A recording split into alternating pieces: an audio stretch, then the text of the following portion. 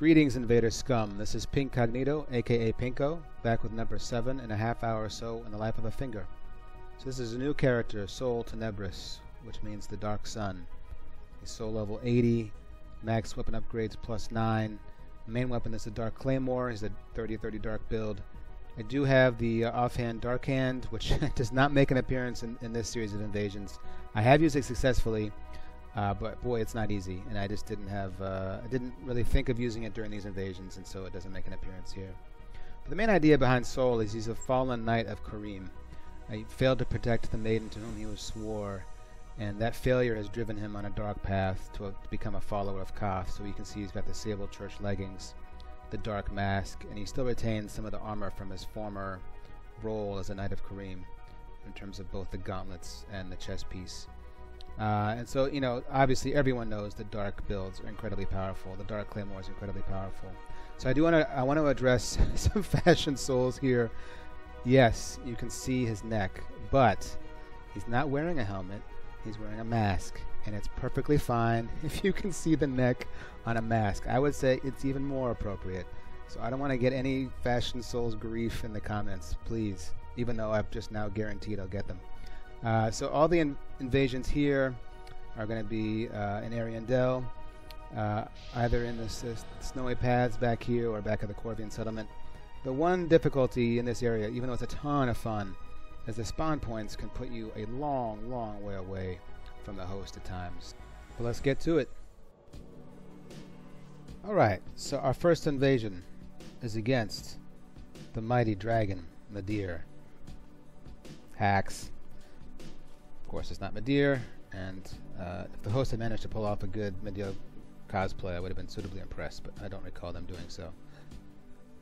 So I had a real difficult time finding this host.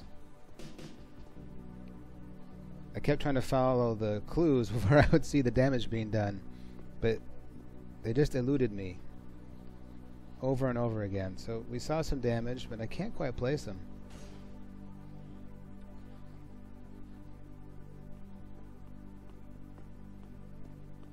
Checking up top, checking down below, checking back where I came from.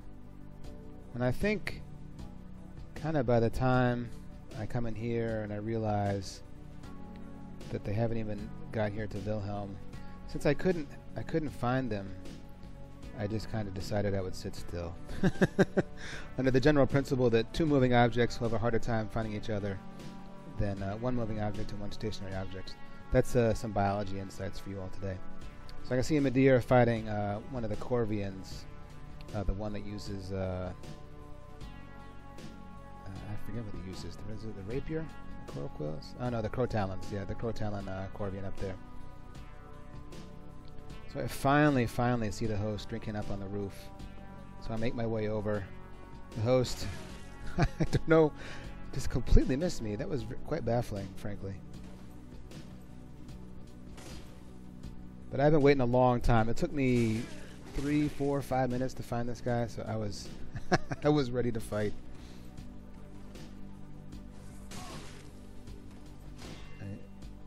Midir is panicking big time. So yeah, R2 poke out spaces him. GG Midir.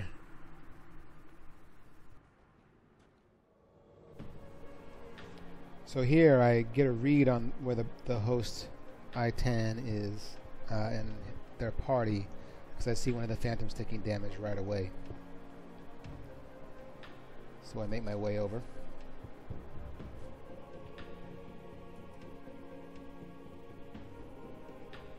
I can see they're really close. Like there's one phantom with an ultra great host. And here I've got a beautiful opportunity to use this level's verticality. GG Acero. I'm so sorry about that, buddy. That was kind of brutal.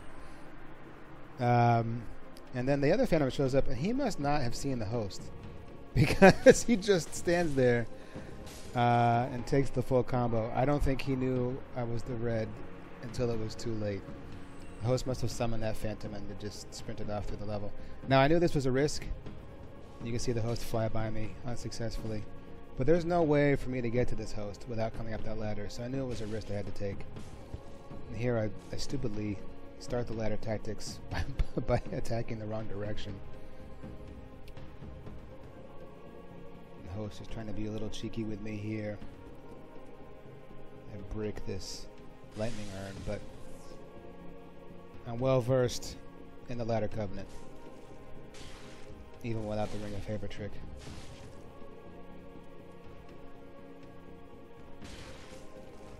So now it's great sword, roll, catch, hell. GG I-10. Man, 3v1s, they don't come much sweeter than that in terms of short and efficient. Alright, so we spawn fairly early in the level here, and nothing appears to really be aggroed at this point, so the most logical place to look for the host is the bonfire, and we can see them right away. So we try chucking some lightning urns.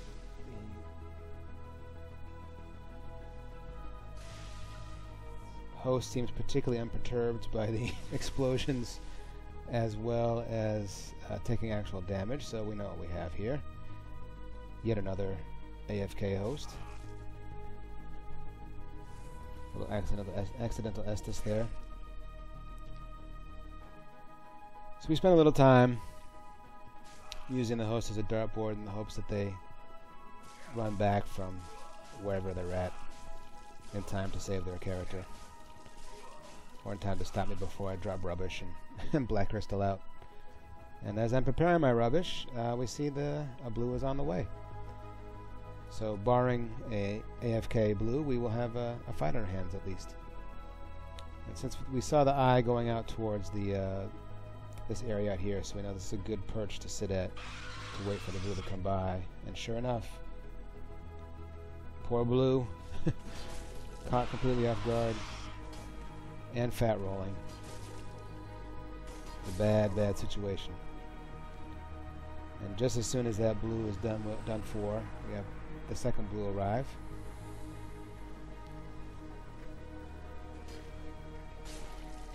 Good aggression there, but overcommits with the fourth swing.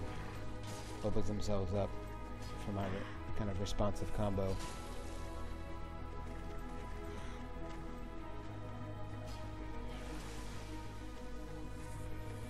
And so we'll see here that he starts fishing for backstabs, trying to use his shield to pivot around behind me, like so.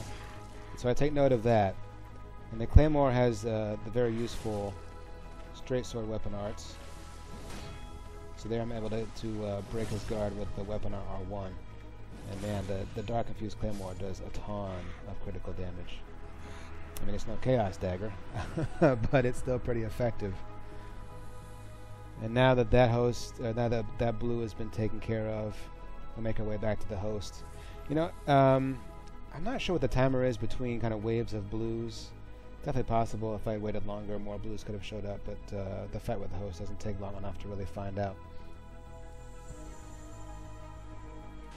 Not exactly sure why he was putting down Prism Stones. I guess just to kill the time until I got back. Here I was going for a setup parry, but the host, either intentionally or not, didn't take the second swing there, avoided the parry attempt.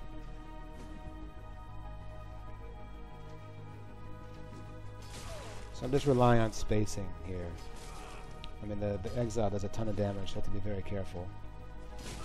And that running attack was odd to me. I'm not sure if we had a little lag there, and that's why this attack ended kind of past me. I'm not sure. But GG. So much like the first invasion we saw here, this is another invasion where I had a lot of difficulty finding the host. So we can see the Corvian Knight has been aggroed, so the host made at least a little ways up into the level here. So I go back, I check by the bonfire. Check inside just to make sure that the host is not hiding. And I see a phantom taking damage.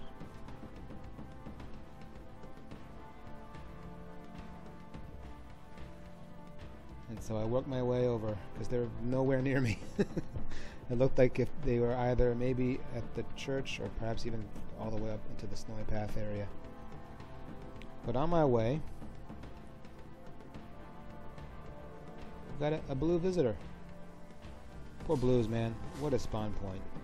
Just dead center in front of the approaching red. That's brutal.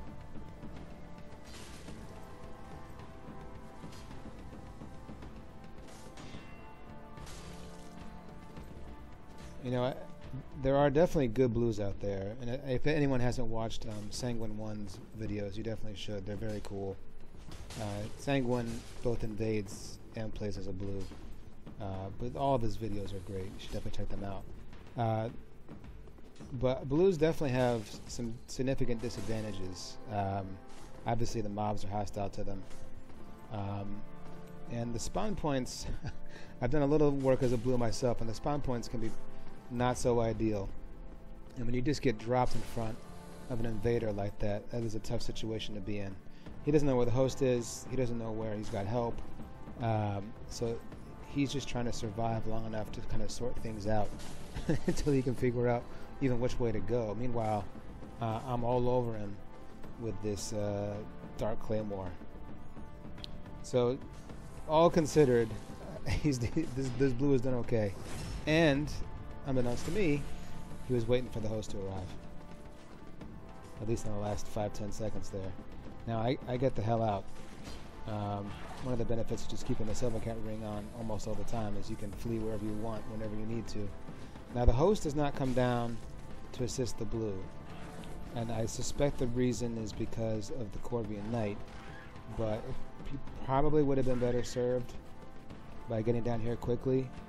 They might have had a better chance of grouping up and taking me on, but instead he just leaves the blue to fight me solo, which most of the time in a red v blue encounter is not going to go the blue's way, at least in my experience, my observations. So the blue, I'm not sure why the blue came this way. No, he's obviously got the Corvian Knight back the way he came, but there's another Corvian over here with the Crow Talons, which is not so friendly either. I think he's just desperately looking for some neutral terrain. He probably hopes that this Corvian was already dead, and that this might be a safe place to engage with me. So we can see the host up there. I'm not really sure what the host was doing at this point. I guess just running through the level, leaving the blue to his fate.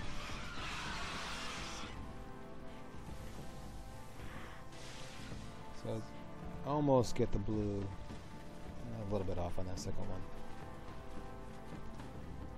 The blue finally has time to heal in some peace and quiet. But if he's not completely out of Estus, he's got to have almost nothing left. He just burned through so much Estus getting out here.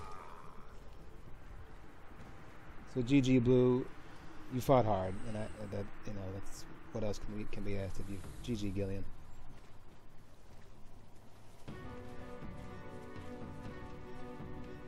So now we make the long trek back to the host. So now I've completely lost sight of him. No idea where he's at. And I basically traversed the entire level, the entirety of Corvian Settlement, trying to find him. Just checking inside the church. Did a little passive healing while we're in some areas that definitely don't require the Silver Cat ring. We finally make our way over to the second bonfire here.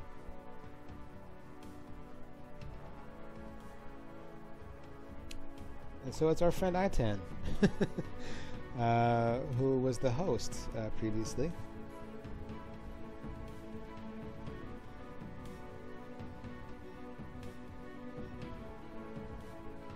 This area is tricky. People can skip different parts of the level, so it's hard to find them sometimes. But Itan, sorry buddy. GG. So we finally get to engage with the host a little bit. Randy 3. Now Randy is the kind of host who really only fights, for the most part, when they've got back up, as we'll see in this invasion. Now that's a way to play the game. I find it maddening, frankly. It's not much fun to fight someone who's just rolling.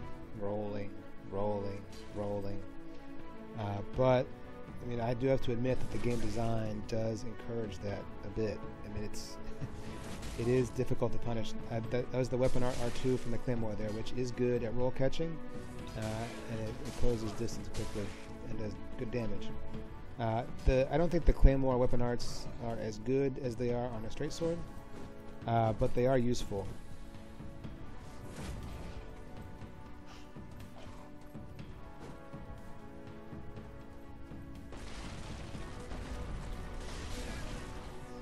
Not really sure why he got knocked down there. I guess the tree itself, if you're standing too close, has a little shockwave effect. It certainly wasn't my lightning ray.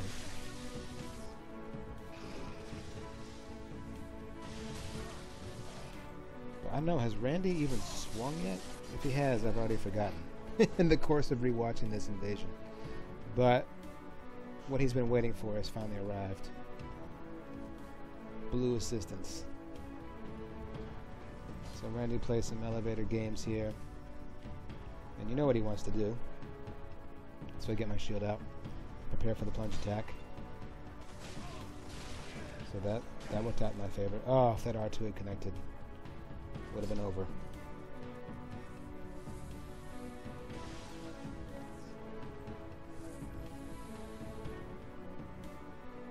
But Randy's content to play elevator games. Until he's got help. This elevator is very fast. It does create some problems, actually.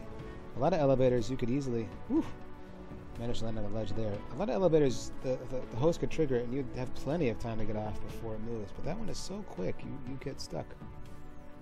It was very frustrating, frankly, during this invasion. The elevator shenanigans.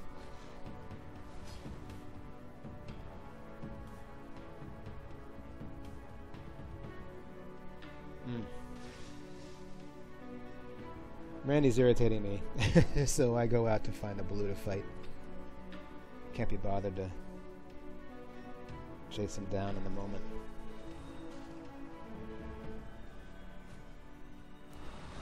So I find one of the blues. Dark Soul.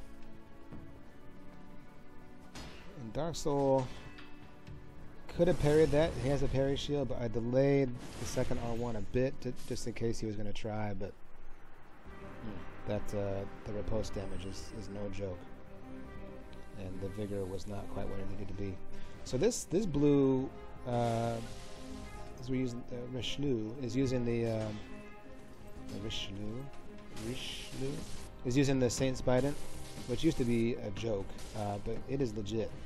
On a faith build or even a dark build, it does very, very respectable damage, and it's got crazy range. So you have to be very careful. If someone's chasing you, it's a problem. You have to be very cautious around it.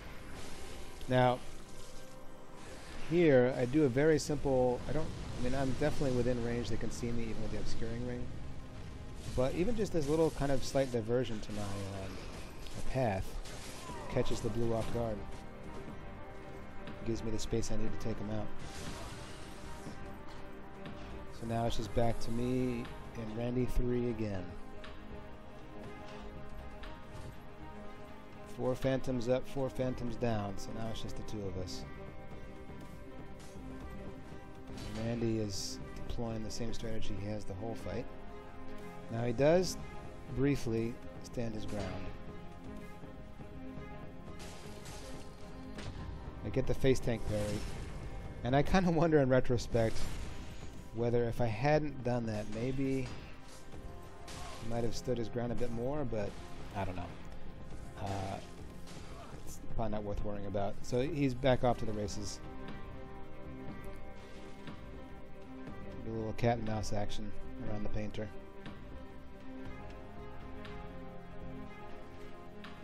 So he's probably just waiting for more blues. Which, you know, it is a strategy. It's one I find distasteful, frankly, but it's not cheating or anything. It's just irritating.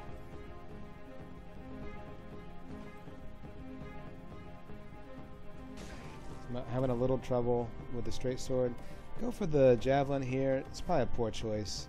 Spears are great for chase downs, but I don't think they're great at the roll catching I'm having to do here. Maybe others disagree, but I gave it up pretty quick and went back to the claymore because I wanted to keep changing the kind of attack speeds he was saying to make it a little more trouble to keep rolling through. And here I switch up to the R2, which catches him square, so that was nice. And so it's back to the elevator games. But we're ready. Nice plunge attack.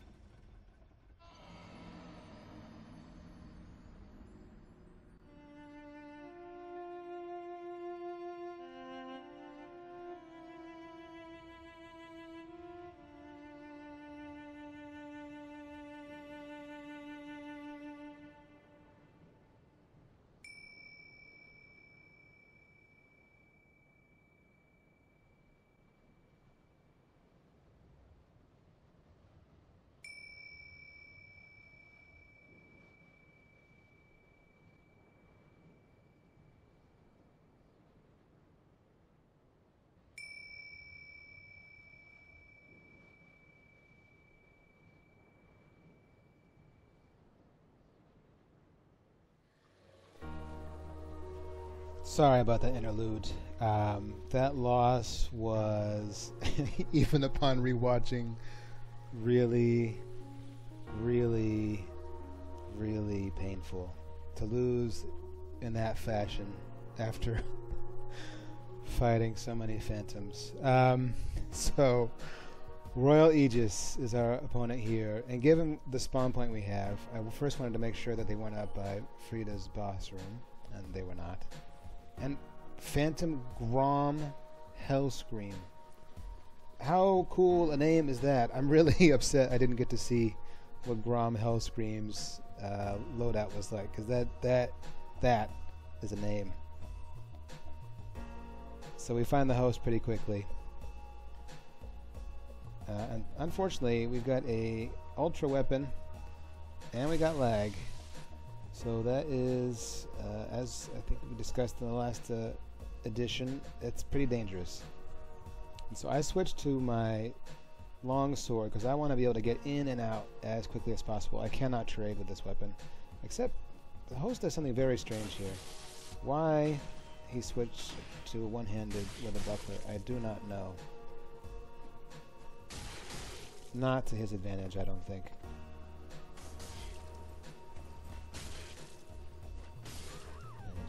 I don't know what was going on there. I mean, the lag probably made it difficult for Royal Aegis as well. But GG.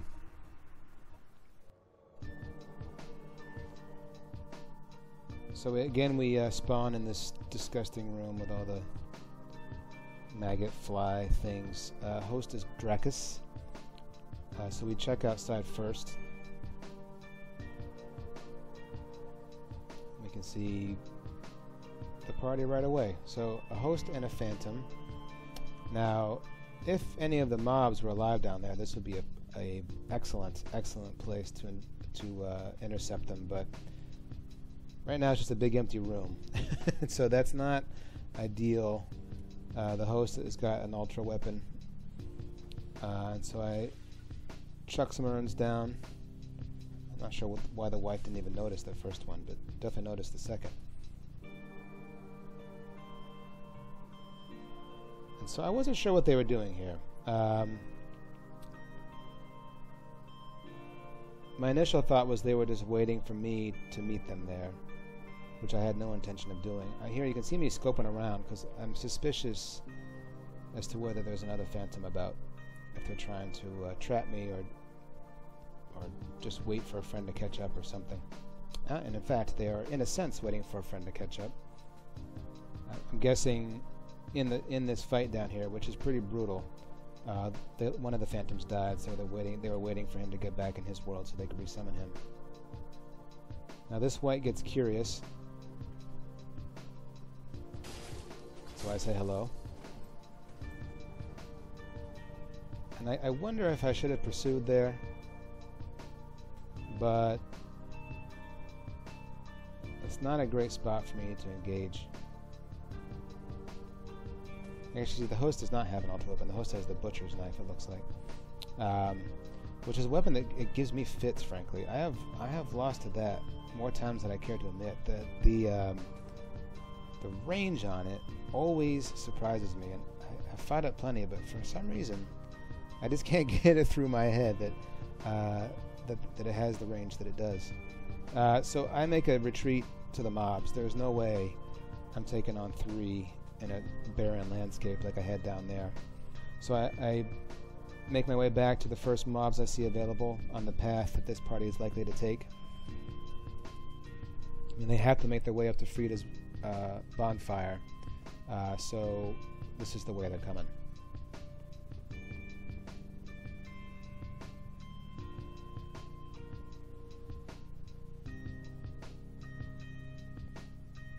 Though they are taking their time.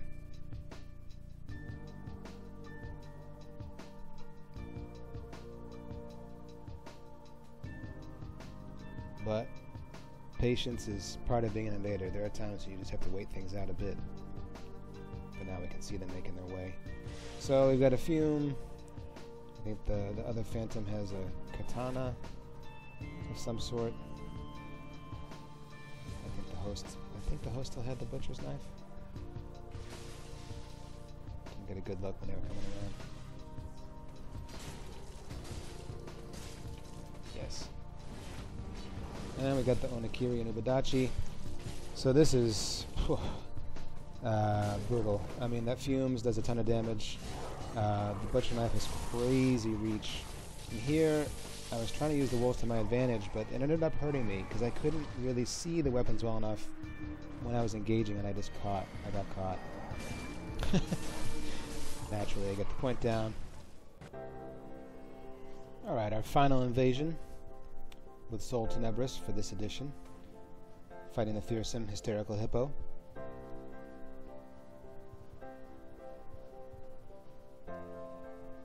So this is one of the situations where it just took me forever to track this guy down, and if I had taken the most likely scenario first, i.e. the bonfire, I would have found him a lot quicker, but I was trying to work my way through the level and just try to scope out where he was at.